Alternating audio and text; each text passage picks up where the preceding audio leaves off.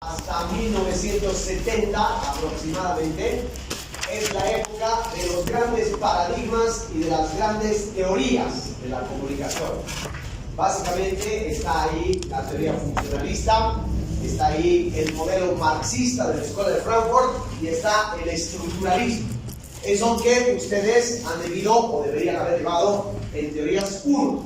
A eso se le llama los grandes paradigmas de las teorías de la comunicación. Para decirlo más facilito, son los papás de la teoría de la comunicación. Ahí surge la teoría de la comunicación. A partir de los años 1970, en realidad finales de los años 70, a comienzos de los años 80, hasta el 2000 aproximadamente, surgen las teorías que se concentran en otras cosas. Se concentran en la recepción, se concentran en el sujeto, se concentran en la cultura, se concentran en las mediaciones. Eso es lo que hemos llevado en teorías 2. Los que han pasado conmigo hemos llevado básicamente eso. Habermas, Benjamin, la escuela de Birmingham, Bourdieu, todos ellos pertenecen a esa segunda etapa.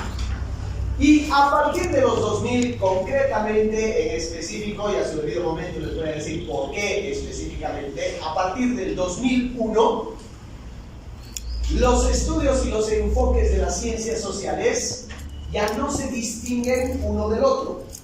Vale decir que la antropología está muy cerca de la sociología y la sociología muy cerca de la comunicación, y a todas las ciencias sociales en realidad les preocupa un nuevo fenómeno, y ese nuevo fenómeno se llama globalización. Lo que vamos a ver a lo largo del semestre es el enfoque que podemos darle nosotros desde la comunicación a ese proceso llamado globalización. En otras palabras, todo lo que nos toca analizar este semestre está en relación a la globalización. ¿Alguno de ustedes, alguna idea? No necesito que sea una idea precisa, ni técnica, ni científica, pero ¿alguno de ustedes se anima a decirme qué entienden por globalización? ¿A qué llamamos globalización, Mateo? Miren. Bueno, el fenómeno que hace que algo se conozca a nivel global y pueda trascender tanto idiomas, lenguajes y cosmovisiones.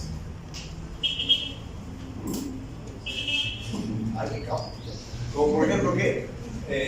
WhatsApp, TikTok.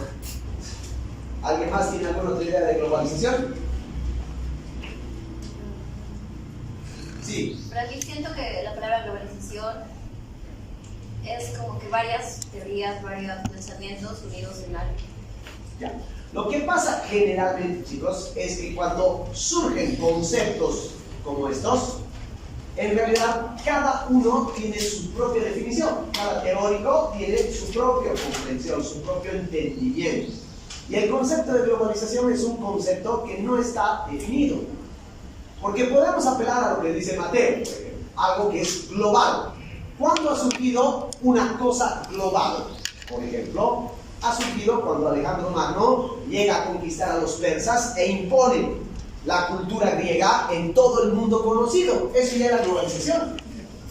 O puede haber surgido quizás con el Renacimiento, cuando el humanismo o la Ilustración alcanzan a convertirse en ideas que van a llegar a todas partes del mundo. O quizás antecitos, cuando Cristóbal Colón descubre América, se completa la totalidad del planeta. O quizás cuando hay una suerte de procesos que son terriblemente complejos de entender. Por lo tanto, chicos, la globalización es un concepto que no está definido. No hay una definición de globalización. Es un concepto indefinido. No tiene una definición total. Y es además un proceso sumamente complejo y contradictorio. Fíjense solamente en la pandemia.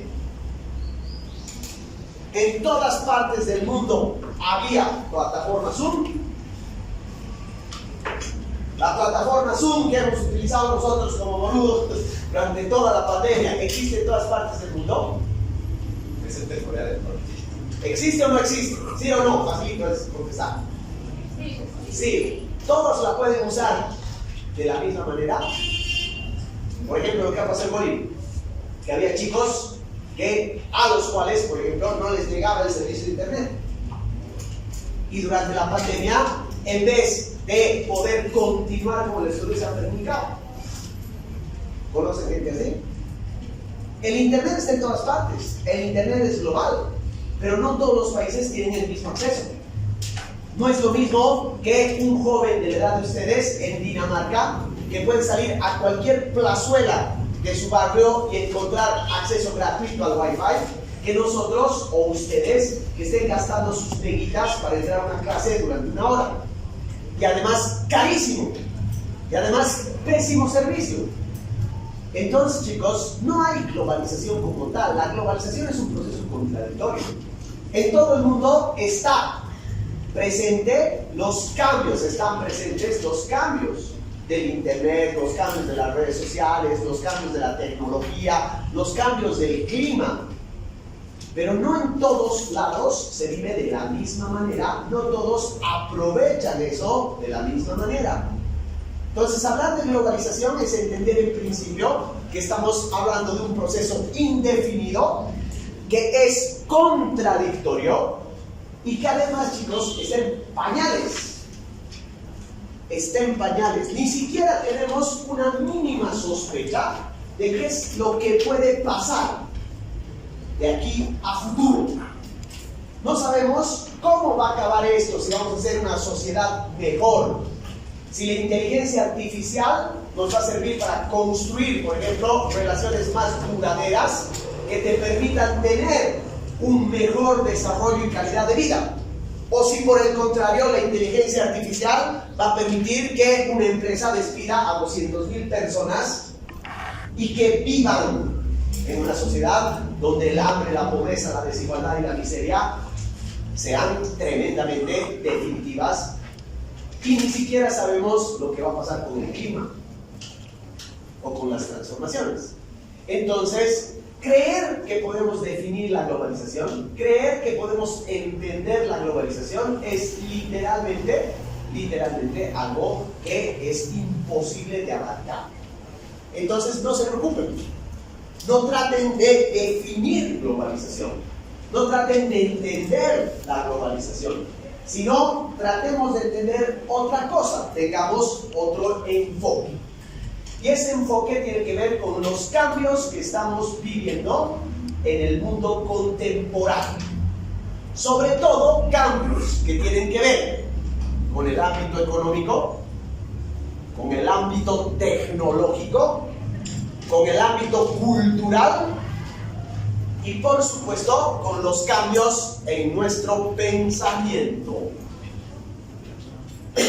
Básicamente, chicos, la globalización vista desde una perspectiva amplia implica entender que hay una nueva forma de economía mundial que está trayendo transformaciones tecnológicas, pero ese cambio en la economía y en la tecnología está afectando a nuestra vida cotidiana, en todos los aspectos de nuestra existencia. Está afectando a nuestra cultura y está afectando a nuestro pensamiento, pero no se lo tomen tan a pecho. Cuando digo está afectándonos, puede ser para bien o también para mal.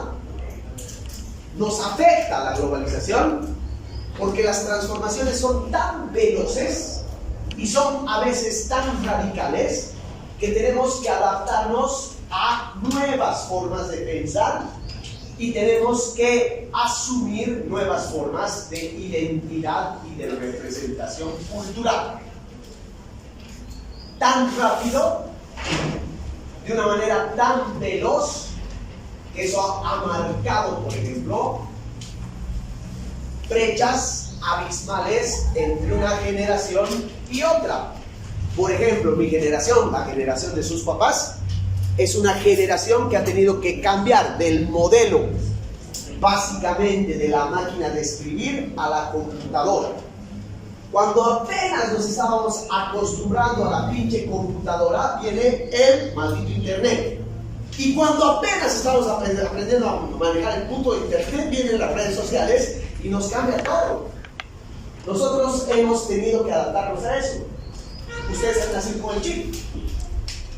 Y eso hace que mi generación esté lejos de la de ustedes, muy lejana. ¿En qué? En nuestra manera de ver, de entender, de mirar el mundo y de comprender los cambios. Eso es lo que tenemos que darnos cuenta a la hora de realizar el proceso de la globalización. Pero además de eso, además de estas transformaciones, lo que tenemos que entender es que la globalización implica también que tenemos que enfrentar problemas globales. Hay problemas que tienen una dimensión que afectan absolutamente a todo el planeta.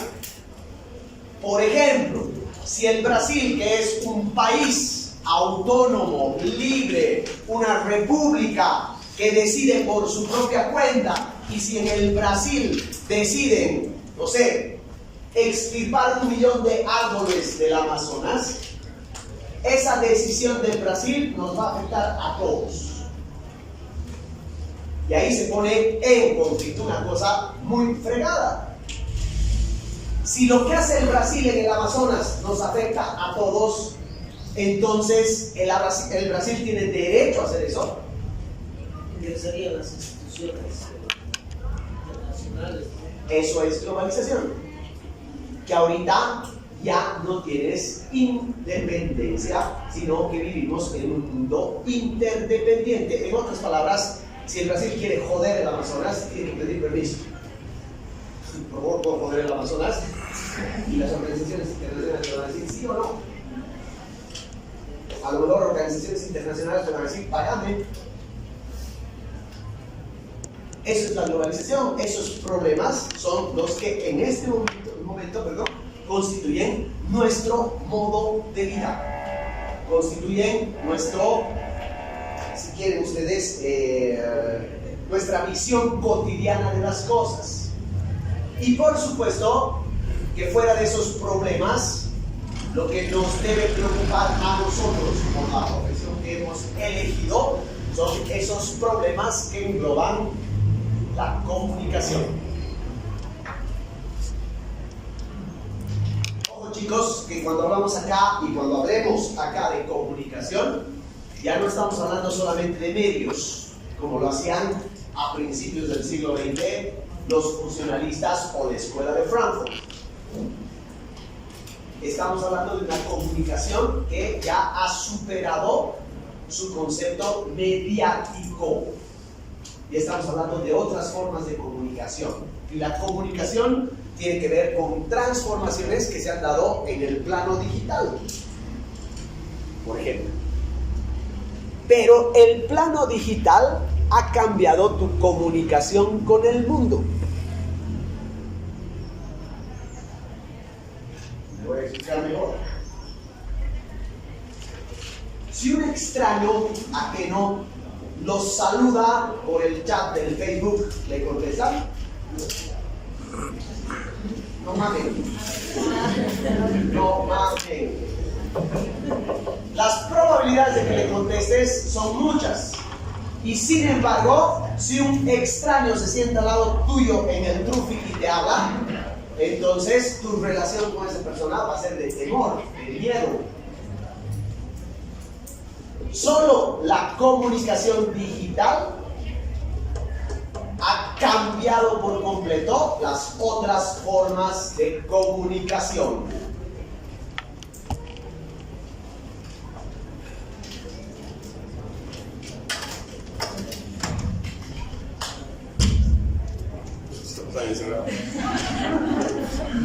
Tienes que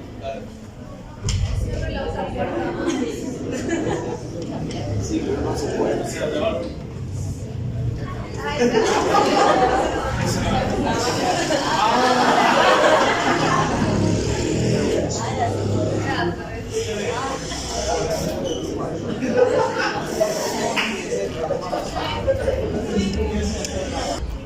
Ya que dije. Entonces, las formas de la comunicación digital están cambiando además nuestras maneras de comunicación humana. como nunca antes en la historia. Esto no ha pasado ni con el cine, no ha pasado ni con la imprenta, no ha pasado ni siquiera con la escritura. Este es un cambio que lo estamos viendo y que lo vamos a analizar a su debido momento con mucho detenimiento. Ahora bien, hay que darnos cuenta que la globalización, como todo proceso, no tiene un punto de origen. No podemos dar una fecha de cuándo empieza la globalización. Tampoco podemos dar un hito concreto. La globalización, por ejemplo, sería muy fácil, como algunos lo hacen, decir la globalización comienza con la caída del muro de Berlín. Otros dicen la globalización comienza con la invención del Internet. Otros dicen la globalización comienza con la caída de las Torres Gemelas. Probablemente todos tienen razón, pero al mismo tiempo están equivocados, porque como todo proceso, la globalización es fruto de una serie de transformaciones, de una serie de cambios. Cambios que van, uno, en función de la economía. Y el hito más lejano, pero al mismo tiempo el más importante, se llama la revolución industrial. Con la revolución industrial, por primera vez en la historia de la humanidad, se globaliza un sistema económico. El sistema económico de la producción industrial capitalista. Pero casi inmediatamente, o sea, a partir de 1945, se da una opción, una alternativa al modelo capitalista. ¿Cuál es la alternativa al modelo capitalista? Comunismo. El comunismo.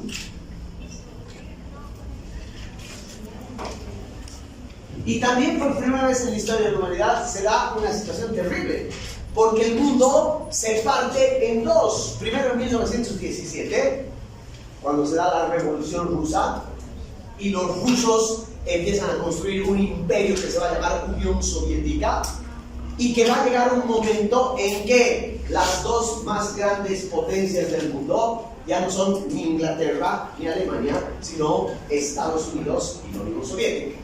A ese proceso, chicos, se le llama la Guerra Fría.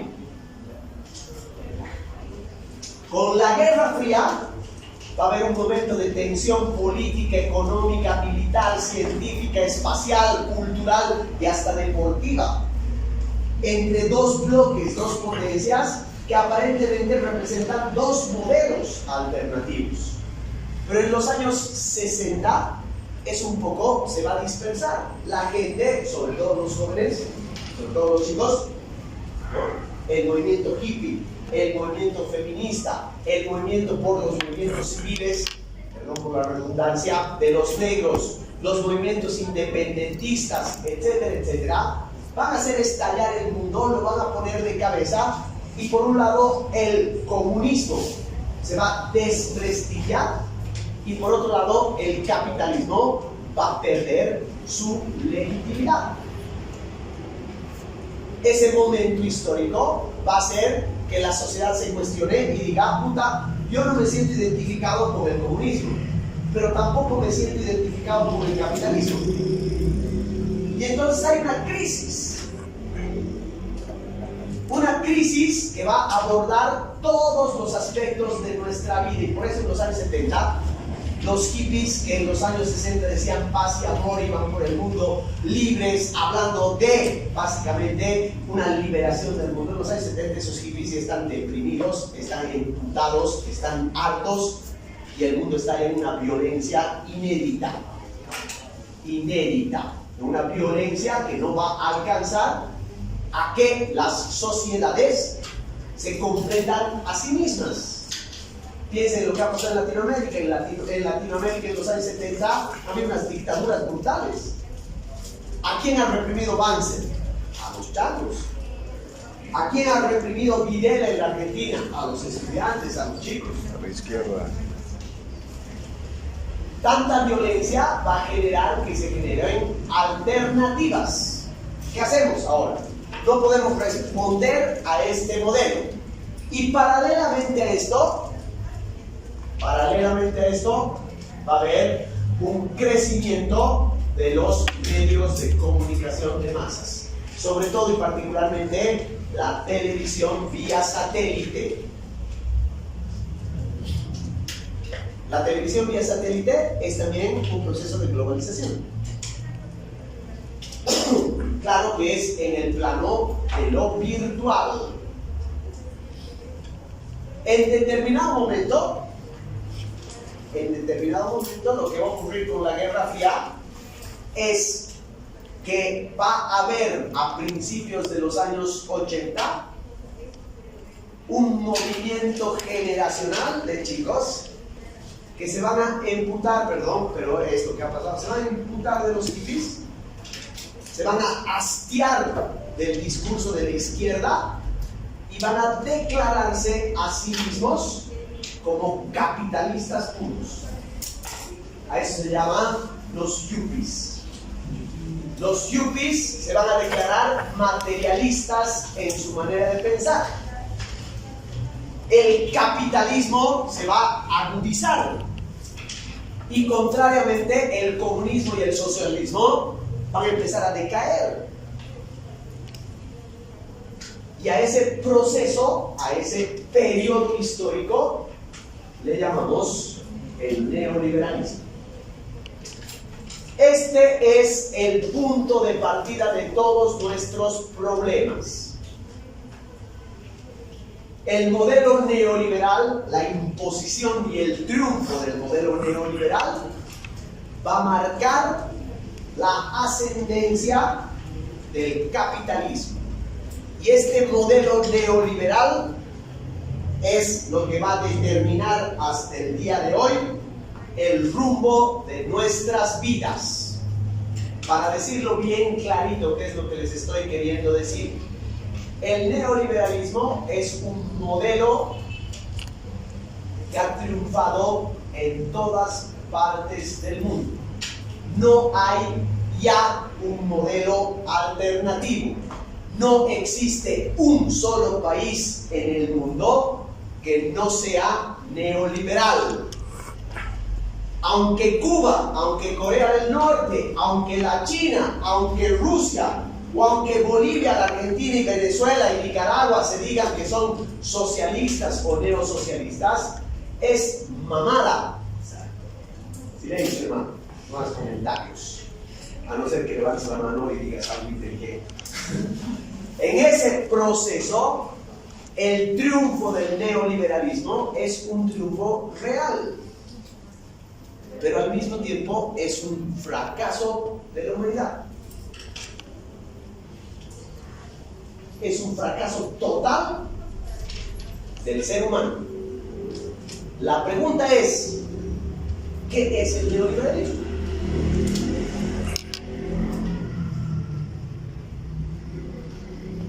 ¿Qué entienden por neoliberalismo? Dime, hermano.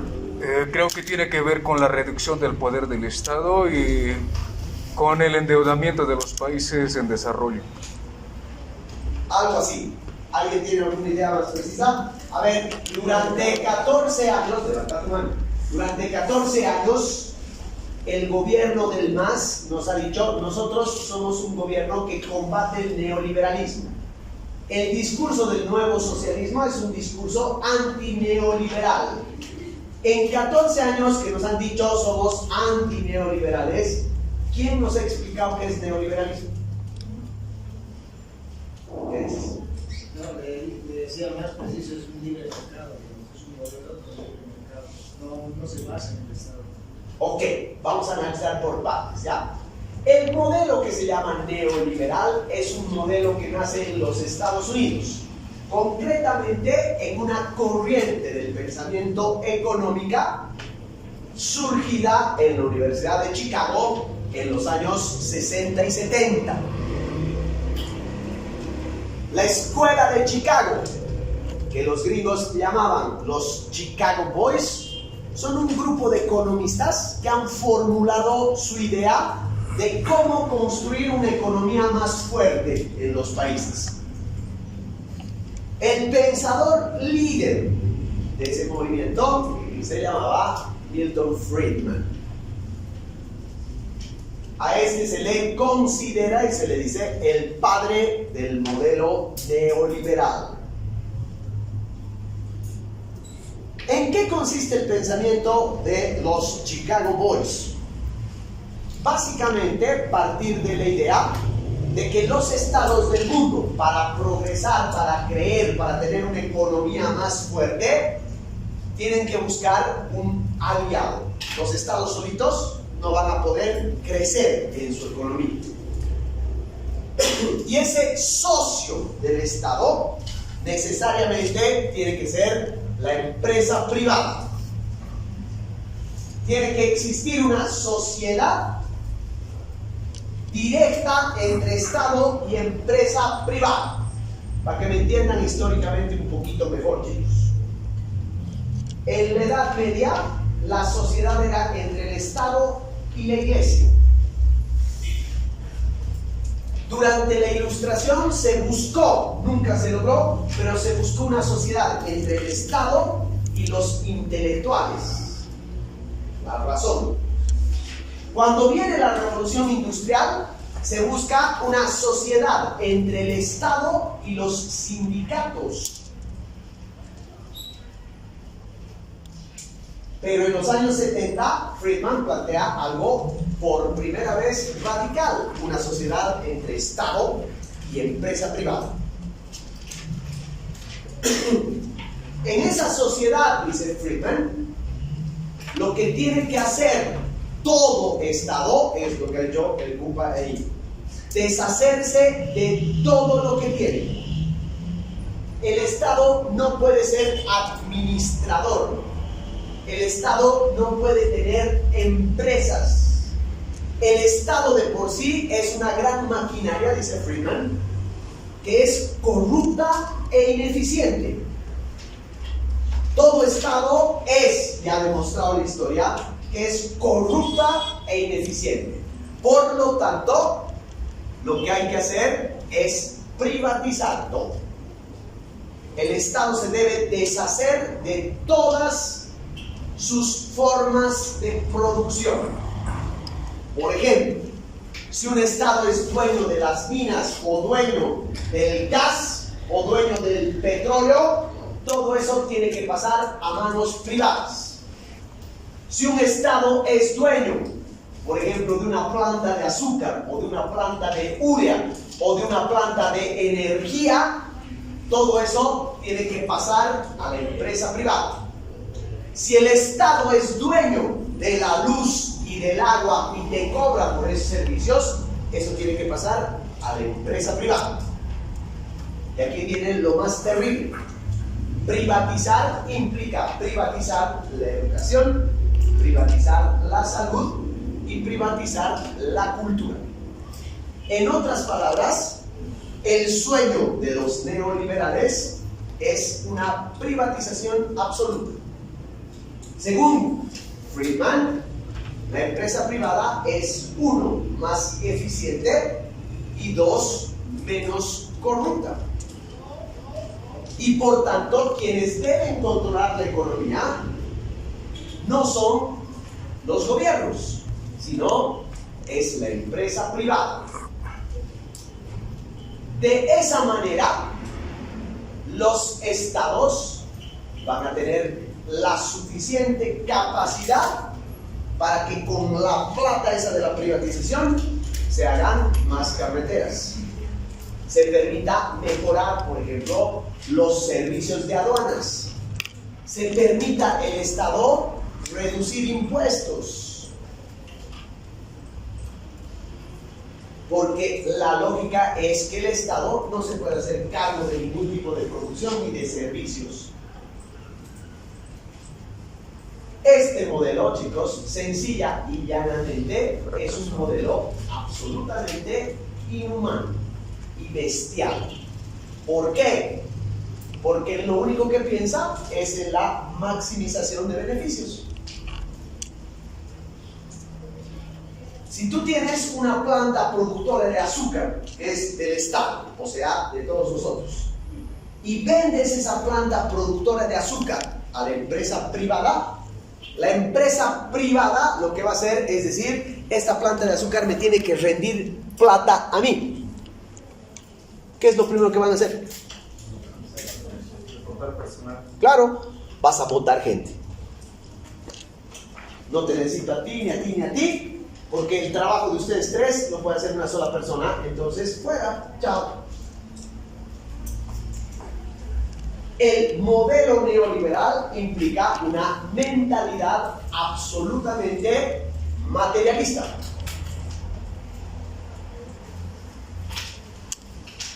E implica absolutamente una mentalidad en la que no importa la seguridad social. Vale decir, a una empresa no le interesa a vos pagarte vacaciones, no le interesa pagarte seguro médico, no le interesa darte beneficios, no le interesa en lo absoluto que tú tengas dignidad laboral. Ese modelo neoliberal está pensado en la maximización de beneficios para las empresas, no para los trabajadores. Y por eso el modelo neoliberal es un modelo que niega la seguridad social.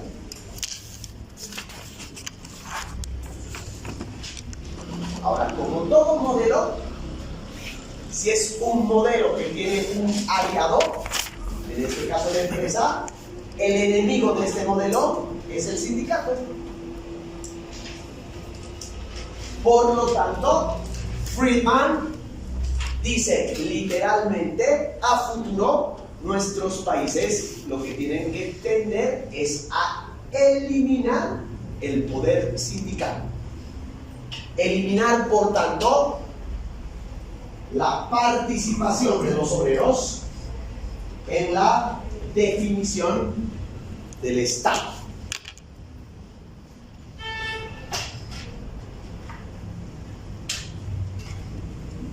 Ojo que lo que les estoy diciendo es el modelo teórico de Friedman. En otras palabras, son las ideas que tiene Friedman. ¿Qué es lo que le han observado? O sea, los intelectuales, sobre todo los intelectuales de izquierda, en los años 80, lo que observan de esta teoría es que dice, uno, es una teoría absolutamente materialista, una teoría que se concentra solamente en la producción. Segundo, es una teoría que desnaturaliza la función del Estado en términos de salud y educación. O sea, hay algunos pensadores de izquierda de ese entonces que advierten y dicen, puta, si este modelo se da, aquí hay el peligro que a futuro la educación y la salud pasen a cuenta propia. Y por lo tanto, solamente aquellas personas que pueden pagar su sistema de salud o un sistema educativo van a poder tener la posibilidad de sobrevivir, por ejemplo, a una enfermedad larga.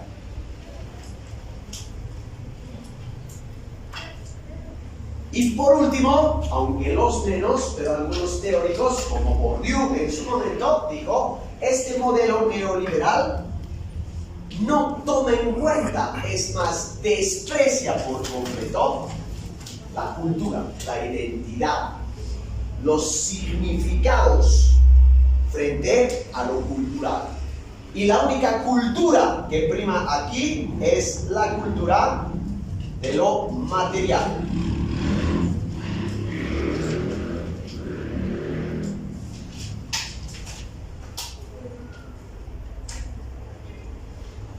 Con esto quiero decirles, queridos, que cuando Friedman estaba planteando sus ideas, ya habían pensadores que estaban advirtiendo cuáles son los riesgos o cuáles serían los riesgos de implementar el chistecito de Friedman. Pero comenzados los años 80, En Inglaterra, por primera vez en la historia de Inglaterra, es elegida primer ministro una señora llamada Margaret Thatcher. Un año después, en los Estados Unidos, es elegido un actor de Hollywood llamado Ronald Reagan, presidente. Y primero la Margaret Thatcher y luego Ronald Reagan aplican el modelo neoliberal a sus países y lo aplican al pie de la letra. Pero al pie de la letra. De hecho, Friedman es asesor directo de Reagan y de Thatcher. Está ahí en los palacios de gobierno, está dictando leyes económicas. La Margaret Thatcher, sin asco, se despide 1 millón de obreros de las minas, de las fábricas de carbón, sin asco. Los deja en la cochina calle de la noche a la mañana. Huelgas, sindicatos, meta, policía. Represión. Y lo mismo hace Ronald Reagan. Pero no se contentan con eso, sino que además imponen este modelo en el resto del mundo. ¿Cómo creen que imponen? ¿Cómo un país puede imponer a otro a ser un modelo? Con la globalización. ¿Alguien tiene alguna idea más? La represión. ¿Qué? Represión. No, no es necesario. Básicamente, chicos, en los países latinoamericanos, lo que ha pasado es lo siguiente. Latinoamérica dependes de mí, ¿no? Yo te doy plata, te doy créditos, te doy sustento político. Ya, ¿quieres que te siga dando? Entonces, impones esta ley. En Bolivia, el año 85, Víctor Paz Estenssoro decreta el Decreto Supremo 21060. Se instaura la época neoliberal en Bolivia. ¿Qué ha pasado con ese Decreto Supremo? Esto es lo que tienen que entender. El modelo económico, chicos, al principio es un éxito. Claro, pues es un éxito. Porque la inflación baja. En Bolivia teníamos 7000% de inflación mensual. 7000. Alemania tenía un 7010 después de la Segunda Guerra Mundial. Somos el país con la segunda inflación, con la peor segunda inflación de la historia de la humanidad. Y viene Víctor Paz Estenssoro, impone el modelo neoliberal, el Decreto Supremo 21060, y la inflación baja a 1. Éxito para las clases medias, éxito para los empresarios. Pero los que cagan ahí son los mineros, porque el Paz Estenssoro se ha tirado 500,000 mineros de una. Los ha tirado. Ha hecho las minas no van más. A eso se llamó relocalización. Ahora, ¿qué ha pasado con toda esa gente?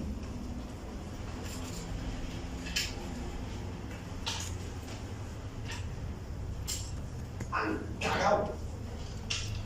El modelo neoliberal, chicos, es un modelo absolutamente inhumano, brutal.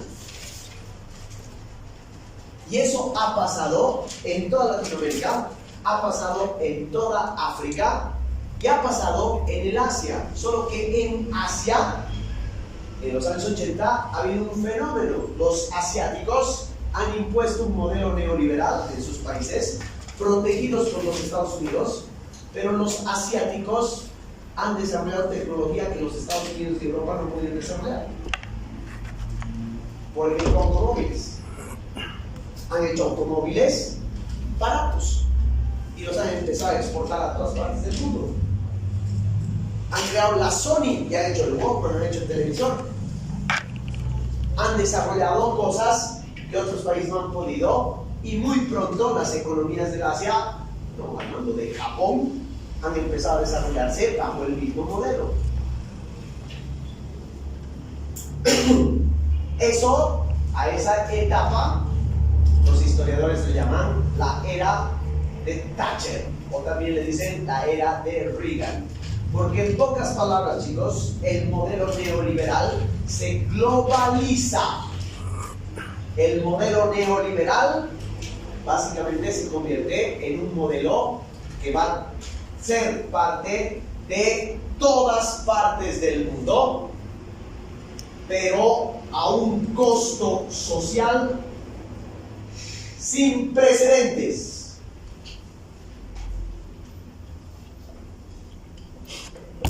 A un costo social bárbaro, a un costo social brutal.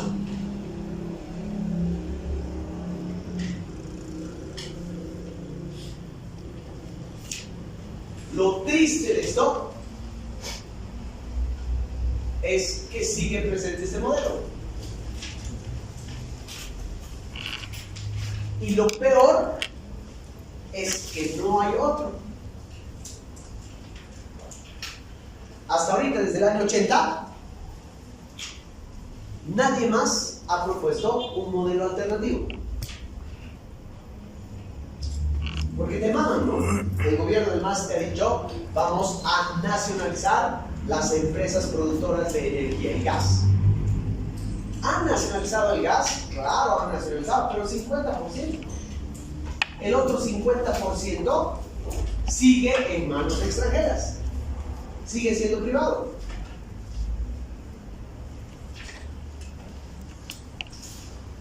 Por lo tanto, eso pasa en la China, eso pasa en Corea del Norte, eso pasa en todos los países que se dicen comunistas, o en todos los países que se dicen socialistas, pero nos están mamando de frente. Porque en todos lo que prima es la presencia de capitales privados que tienen el control, cuando no de la totalidad, de al menos el 50% de las formas de producción.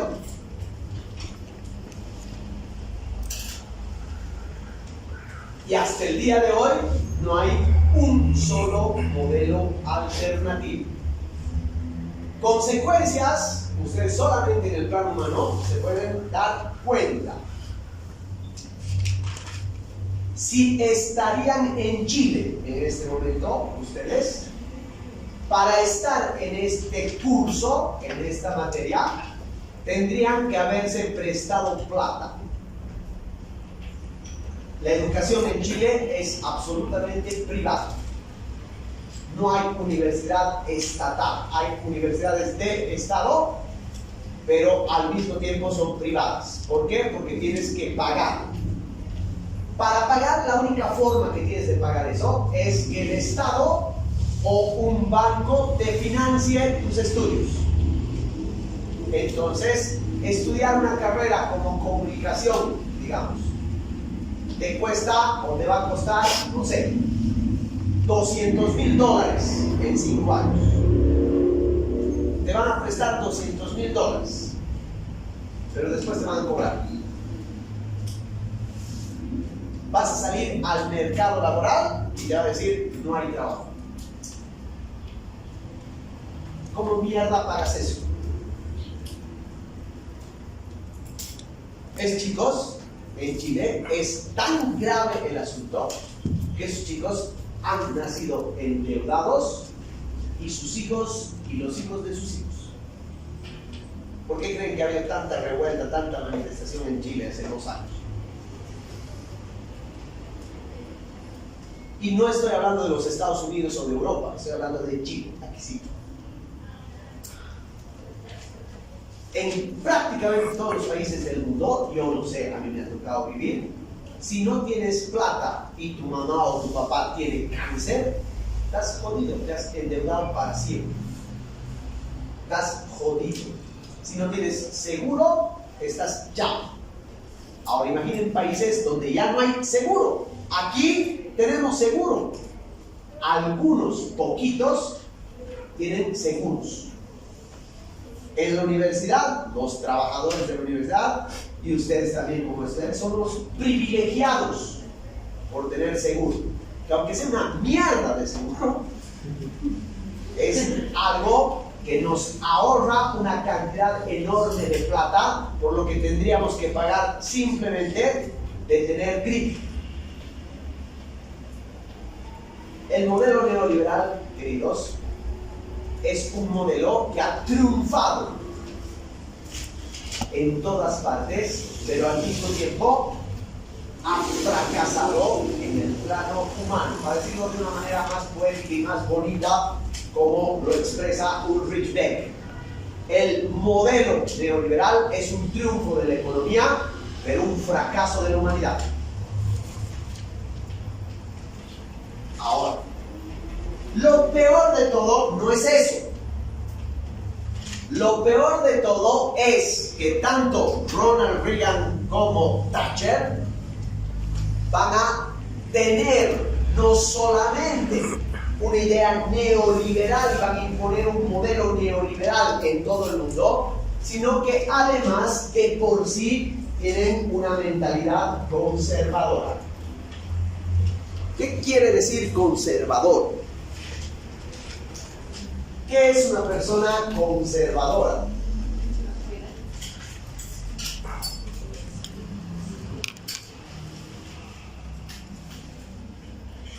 ¿Sobre qué se basa una mentalidad conservadora? Tradiciones. ¿Qué?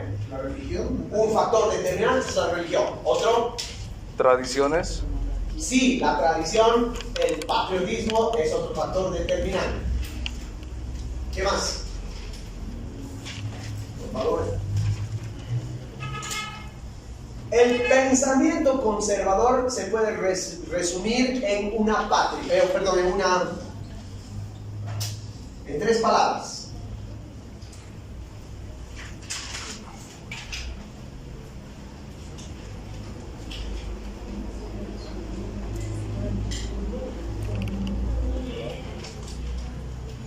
Dios, patria, familia. Eso es lo más conservador que puede existir. Este era el lema de Banzer, por ejemplo. Este era el lema de Hitler. Este era el lema de Mussolini. Este era el lema de Reagan o de Thatcher. La mentalidad conservadora consiste en ser una mentalidad que está muy vinculada a las ideas de los valores tradicionales familiares. No se olviden, chicos, ubíquense históricamente. Estamos hablando de los años 80. Estamos saliendo de los 60 y 70, donde hubo una revolución sexual. Los hippies llevaron al máximo la idea de las libertades humanas, ¿no? Sexo, paz, amor, drogas, todos esos temas cambiaron la sociedad. En los años 80 viene Ronald Reagan y dice, no, tenemos que volver a los valores tradicionales, que es familia, que es básicamente hijo bien educado y bañado, nada de hippies, que es hija virgen hasta el matrimonio. Tenemos que recuperar ese valor tradicional de la familia norteamericana. Y al mismo tiempo tenemos que recuperar ese ímpetu por la patria, por la nación, por defendernos de los comunistas, por defendernos de aquellos que atacan esos valores, por defendernos, como pasa en los años 80, de esos homosexuales que están marchando ahí. No se olviden que en los años 80 estalla el movimiento gay y es todo un escándalo y toda una represión brutal. Y eso hace que esos gobiernos, esa mentalidad conservadora, esté tremendamente aliada a las iglesias. Por lo tanto, chicos, en los años 80, y como vamos a ver más adelante en la materia, hoy, en nuestros días, hay una alianza entre Estado e Iglesia. Y si no me creen, véanlo en Camacho, que para derrocarlo al MAS llevaba 1 millón de personas al Cristo a hacernos rezar. Nos arrodillaremos, rezaremos. La Biblia en el Palacio de Gobierno. Eso solo ha pasado una vez en la historia y se llama la Edad Media. Hay una vuelta a los raíces y los valores conservadores y hay una recuperación total de la mentalidad religiosa que estaba en decadencia. ¿Han escuchado hablar de Juan Pablo II? Es uno de los papas más famosos. Juan Pablo II hace un papa en esta época. Juan Pablo II no solamente ha sido un pastor de la iglesia, sino que ha sido un tipo que ha hecho política y diplomacia en todas partes del mundo.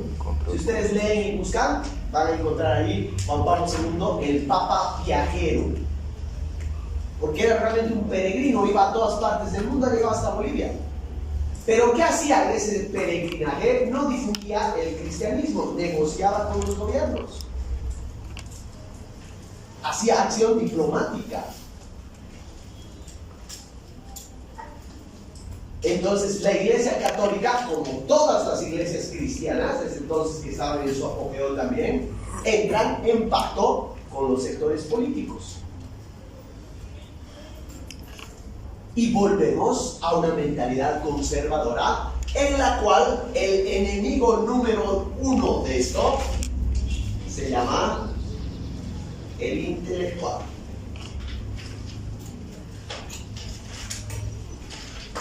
Margaret Thatcher, que le decían la dama de hierro, porque no tenía empacho en hacer las declaraciones más duras y porque no le temblaba la mano a la hora de despedir a miles y miles de obreros, dijo públicamente: el enemigo de este gobierno es todos los intelectuales, o son todos los intelectuales. Debemos deshacernos de los intelectuales. Porque por lo general, chicos, no siempre, pero por lo general, los intelectuales son críticos. Los intelectuales son progresistas. Los intelectuales quieren romper el orden de las cosas. Entonces, hay un desprestigio total del campo académico e intelectual. Revisen la historia de la universidad. La Universidad Mayor de San Simón, este campus, desde principios del siglo XX hasta mediados de los años 70, era el centro de la producción intelectual de toda Bolivia. Aquí ha nacido el concepto de autonomía universitaria, aquí ha nacido el concepto de nacionalismo, aquí ha nacido el concepto de básicamente todo lo que fue la revolución del 52. De esta universidad han salido Marcelo Quiroga Santa Cruz y todos los grandes líderes que han peleado contra las dictaduras. A partir de los años 80 no hay más. No hay intelectuales en Bolivia. Al menos intelectuales que podamos respetar porque hayan hecho un proceso de transformación. Lean nomás, chicos, la historia de la universidad. Hay una crisis en el ámbito totalmente intelectual. ¿Por qué? Porque en el mundo entero se devalúa el trabajo intelectual.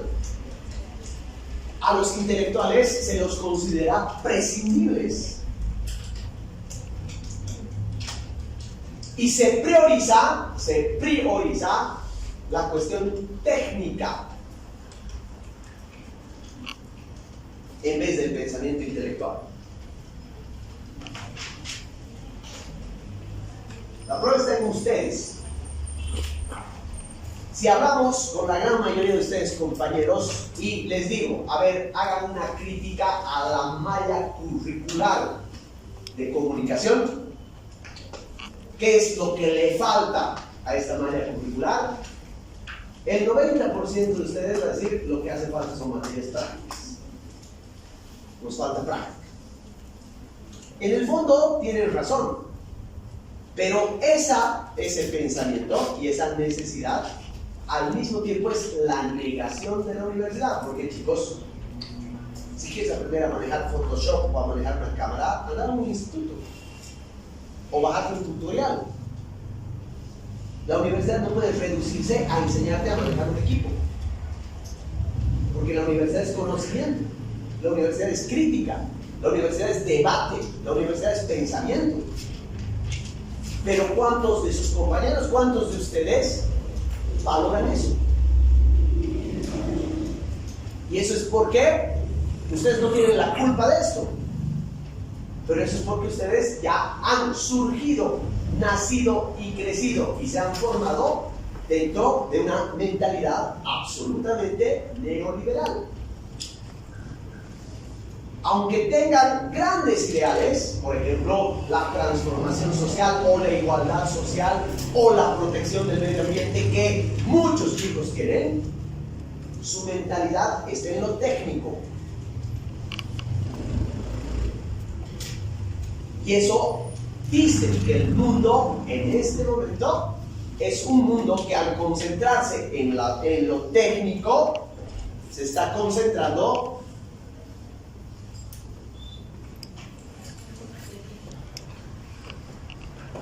en una visión materialista del mundo.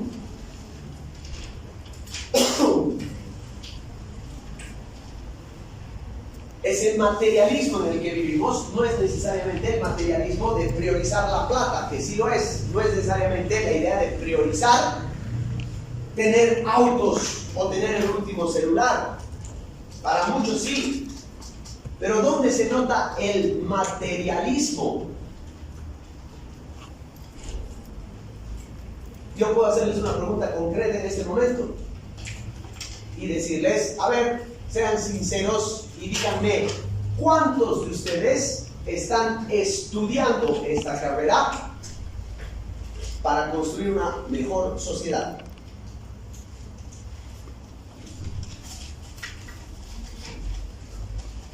Claro, porque si uno de sus compañeros dice eso, yo estoy estudiando comunicación para hacer una mejor sociedad, le vamos a decir ingenuo, cojudo. ¿O no? ¿Y eso es por qué? Porque ustedes han sido formados, han sido criados y literalmente no tienen otra opción de mundo.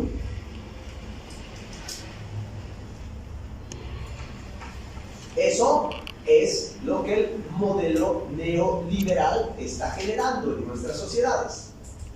Entonces, ¿se dan cuenta ustedes, chicos, que al globalizarse el modelo neoliberal, al ser el único modelo que existe en el mundo, entonces estamos viviendo en un mundo con tremendos problemas? Con tremendos problemas, con una crisis humana brutal, con una idea deformada de lo que es la vida, de lo que es el estudio, de lo que es la educación. Y el gran problema en este momento se llama trabajo. ¿Qué van a hacer cuando salgan? ¿Qué van a hacer cuando salgan profesionales? Sabiendo que vivimos en un mundo donde no hay trabajo. De esa manera, chicos, a ver, ya nos vamos.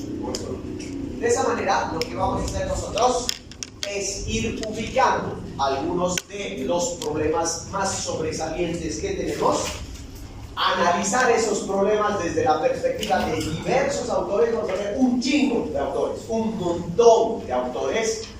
A su debido momento les voy a decir quiénes y dónde encontrarlos, pero básicamente lo que tienen que entender ustedes es que todo, absolutamente todo lo que vamos a ver en esta materia se desprende de la globalización del modelo neoliberal.